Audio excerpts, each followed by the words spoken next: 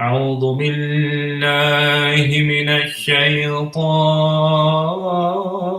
الرجيم بسم الله الرحمن الرحيم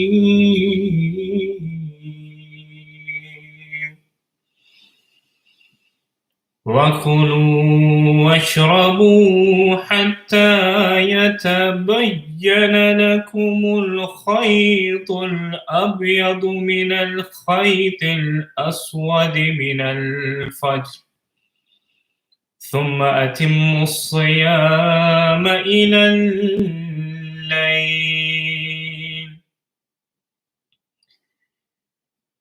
This is a part of a verse taken from Surah Al-Baqarah, chapter 2 of the Holy Quran, verse 188, and the translation is as follows: And eat and drink until the white thread becomes distinct to you from the black thread of dawn. Then complete the fast till nightfall. By the grace of Allah, we are well into Ramadan now. And in my initial durus or lessons, we spoke about the importance and blessings of the month at large, and also the blessings of fasting within this month. Now, naturally, certain questions will arise in regard to how you begin a fast and how do you break or end a fast.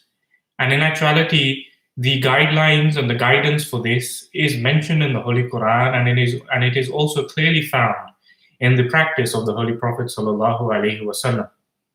It is narrated that when this particular verse of the Holy Quran that I just recited before you was revealed to the Holy Prophet ﷺ, Hazrat Adi ibn Hatim narrates that he said to the Holy Prophet ﷺ, O Prophet of Allah, I have kept a black and white thread under my pillow. I check it if it is dawn by using these. The Holy Prophet ﷺ, he smiled, and how wonderful is the way the Holy Prophet would advise his fellow companions, even when they would make a minor mistake in interpretation. The Holy Prophet ﷺ smiled at this and he said that, O Adi, your pillow must be very broad, it must be very big then, because it is able to contain within it the whole eastern horizon from where the sun rises. Then the Holy Prophet ﷺ lovingly explained, Innama huwa sawadul layli wa bayadun nahar, meaning that what this in actuality means, the white and black thread, what that actually means is the blackness of the night and the whiteness of the morning becoming distinct from one another. The Holy Prophet ﷺ also in particular said in regard to beginning a fast or fasting during the month of Ramadan, he is quite categorically said that whosoever amongst you does not make an intention before the Fajr prayer to fast, then that fast will not count for him. And this is very important to understand. Why is it important to make an intention? It is quite possible that you wake up very late in the morning, and due to waking up very late, you miss breakfast. And then due to many other activities, sometimes you miss drinking water, or sometimes you just do not have the food at the time, or you're just not up to cooking the food and preparing it for yourself, and the whole day goes by until Maghrib, and you haven't eaten anything. And then you decide, oh, since I was fasting, I should be able to get the blessings for this. But this is where you would be wrong. The Holy Prophet ﷺ quite clearly explains that to fast, it is important that you also make an intention, because this fasting is for the sake of Allah Ta'ala. And merely staying hungry, though you would be physically and technically deemed as though you are fasting. But it would not be considered a fast for the sake of Allah Ta'ala before Him. Because for fasting for the sake of Allah requires that you also make an intention for Him, meaning that you actively prep yourself, you actively focus your attentions towards Allah Ta'ala and for His sake and for attaining His pleasure. Otherwise, merely remaining hungry, though it can be deemed as fasting because you are going without food and drink, but in the eyes of Allah Ta'ala, that would not be considered a fast. Similarly, the Holy Prophet ﷺ said, "Tasahharu fa inna fi sahuri barakatan." The Holy Prophet ﷺ commanded or instructed that make sure to eat the sahri, for there are blessings within it. So it is very important that we do get up before Fajr, and we do at that time eat something before we commence the fast at Fajr time. And this is something that the Holy Prophet ﷺ has emphasized. And he also says that eat the sahri, even if it is with a drink of water or a grape. For angels send salutations upon you and pray for you at that time. So that time is specifically a time of prayer. It is specifically a time for you to prepare yourself for the next day and to make yourself ready to make this sacrifice before Allah Ta'ala and enter in this mode of worship. So it is important that at that time you mentally get yourself ready by praying. And the Holy Prophet ﷺ explains that if you get at that time to pray, then know this, that there are great blessings attached to this as well, because the angels will then look down upon you and pray to Allah Ta'ala on your behalf. But at the same time, you should eat because it is necessary for you to eat before fasting. Allah Ta'ala does not want you to just go hungry, or Allah Ta'ala does not wish to burden you and make life difficult for you. One thing we must also remember, that the pleasure of Allah lies in acting in accordance with the teachings of Allah Ta'ala. We cannot forcefully please Allah Ta'ala. Allah Ta'ala has specifically revealed the Holy Quran and then shown us its practice through the Holy Prophet ﷺ. Allah Ta'ala wishes that we act in accordance with these practices, not that we try to go out of our way to impress Him. There is nothing impressing or impressive in forcefully trying to do things which Allah Ta'ala does not require of you. Similarly, in regard to the sahri, the Holy Prophet ﷺ has explained the timing of the sahri and for how long one should eat. And what we understand is, again, Allah Ta'ala, through the Holy Prophet ﷺ, has given us quite a lot of ease in regard to preparing for the next day's fast. And it's not so stringent that you must quickly eat and be done with it. The Holy Prophet ﷺ would say that if you are still eating when the azan for Fajr, when the call to prayer for Fajr is made, then you should keep eating until you finish what you have before you. So you should finish what you've already started, what's in your plate at that time. Similarly, the Holy Prophet ﷺ explains that the azan of Bilal should not mislead you, nor the whiteness or the pillar of dawn. For it is not the whiteness of the true dawn, but that of the false dawn, which is vertical like a pillar, and you can eat food till the streaks of whiteness spread like it. Similarly, another narration states that Hazrat Bilal radiallahu anhu used to pronounce the azan at night. So Allah's Messenger said, "Carry on taking your meals, eat and drink, till Ibn Maktoum pronounces the azan, for he does not pronounce it till it is dawn." So there is a small or a little bit of explanation that is required in regard to these two specific ahadith of the Holy Prophet ﷺ. One is in regard to what is true dawn and what is false dawn. You will see that just before dawn, when night is about to end and the sun is coming closer to the horizon, the closer the sun gets to the horizon, slowly a light starts to disperse in the horizon, and slowly the darkness starts to fade away. The Holy Prophet ﷺ says that this initial period, you should not consider this to be the time of Fajr. This is not the time of Fajr, and this is false dawn, which is known as Subh Kadhib. And at that time, it is not necessary for you to completely give up your food and drink, or neither should you be offering Fajr at that time. Rather, when the light spreads across the horizon, all along the line of the horizon, and it is very clear the morning and the darkness has become distinct before you, that is when true dawn occurs. And this is why in the hadith it is said that do not stop your sahri until Ibn Maktoum calls the prayer, calls the azan. Why? Because Hazrat Ibn Maktoum was known to be blind, and he would not call it until the general public would fully realize that it has become dawn, and they would say to Ibn Maktoum, Ya Ibn Maktoum, give the azan.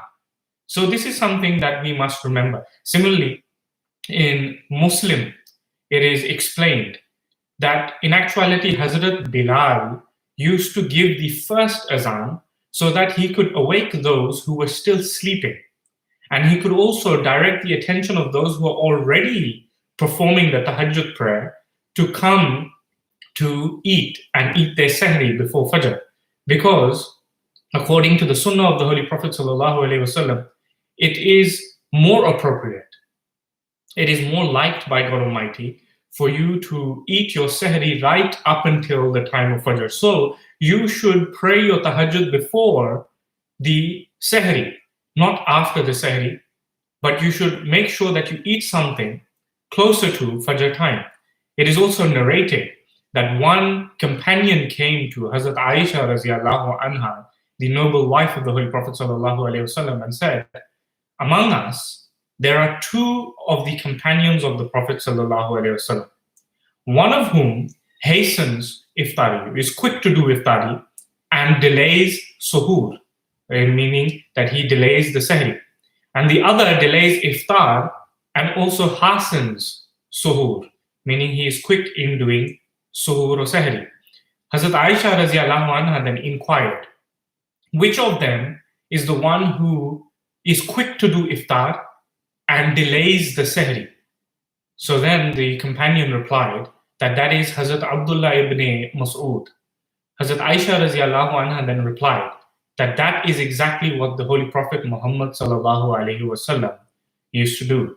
The Holy Prophet sallallahu alaihi wasallam used to be very quick in breaking the fast, but at the same time he would delay the sahri as much as possible until true dawn would arise. So similarly, once Hazrat Alqama bin Alatha arrived just after the Holy Prophet sallallahu alaihi wasallam had completed his sahri, and when Hazrat Alqama started to eat his sahri, suddenly Hazrat Bilal radiallahu anhu came to give the azan for Fajr prayer. Then the Holy Prophet ﷺ said to Hazrat Bilal, "O Bilal, wait until Alqama finishes his sahri." So it is important that we are not too stringent in this regard, but of course we should be careful and we should make sure that we are not eating at Fajr time either.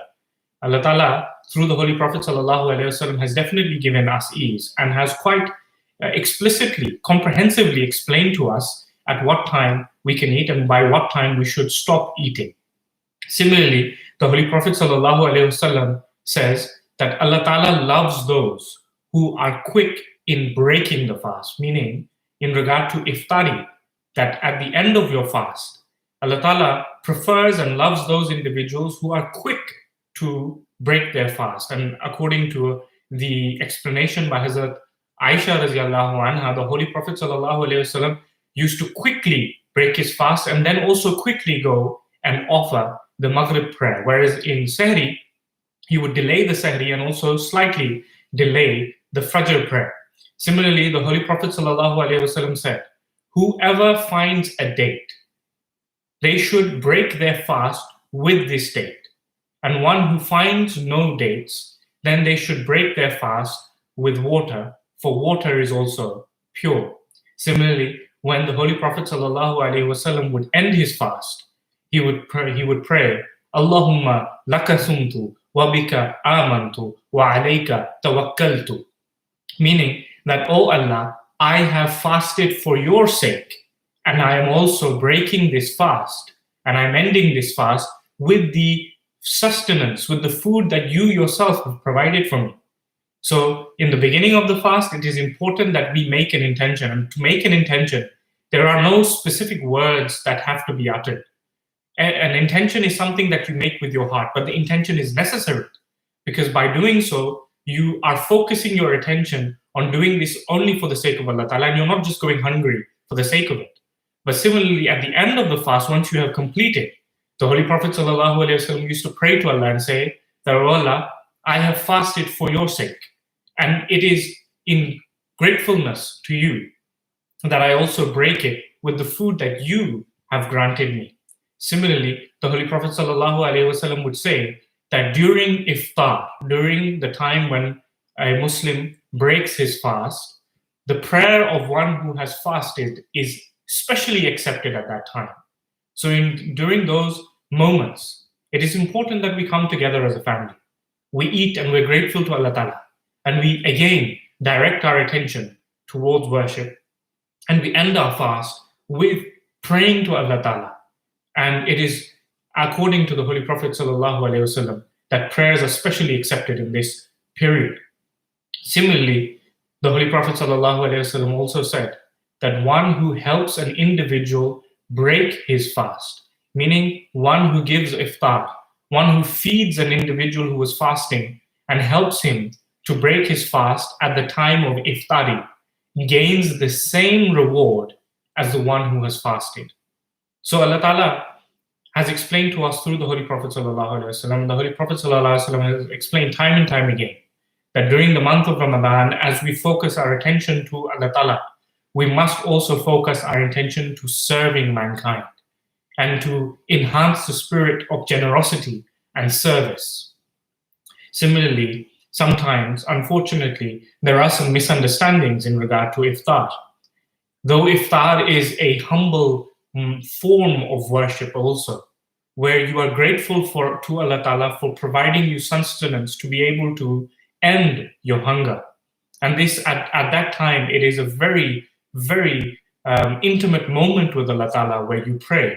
Unfortunately, sometimes nowadays, iftari has become a form of partying and a form of showing off and boasting. Our beloved Huzur, Hazrat Khalifatul Masih al-Khamis, Ayatollah Ta'ala bin Nasr al-Aziz, he states that some very proudly asked that they have arranged the iftari today, so how was it? How did the people like what I cooked? Or they inform others how their iftari was by saying that their iftari was really liked by the people when they made it. Then what happens is the next day, someone else tries to outdo this person and arranges an even bigger iftari. Hazur explains that this comes all under the purview of haughtiness. Instead of being an act of service, which is the true essence of iftar, this becomes a means for boasting, which is completely against the spirit of Ramadan.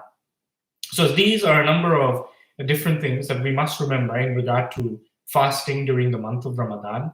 May Allah Ta'ala enable us to understand these and act in accordance with the sunnah of the Holy Prophet Sallallahu Alaihi Wasallam.